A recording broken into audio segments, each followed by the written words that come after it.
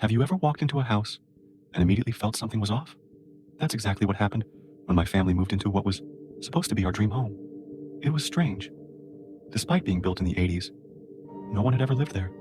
At first, everything seemed perfect, but soon, an eerie feeling crept in, especially when we were alone. It was as if something unseen was watching. The sensation was strongest near the mirrors.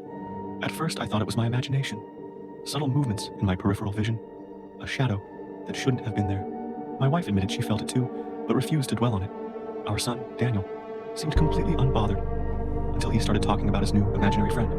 He called him Wall Man, a thin man with black eyes and a big smile who never left the house.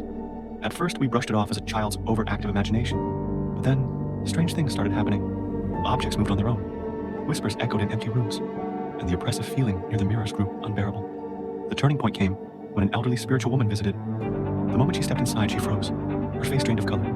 Then, in a trembling voice, she said, "You don't live this house. Man in the walls." My wife and I exchanged horrified looks, but before we could ask her anything, she turned and left. That night, my wife screamed. She had seen something in the mirror, something standing behind her. Daniel, normally fearless, started crying and shouting at the mirror, refusing to go live in the wall. That was the final straw. I lost it, shouting at whatever haunted our home, demanding it leave us alone. But there was only silence. The next morning, we packed our bags and left, never looking back.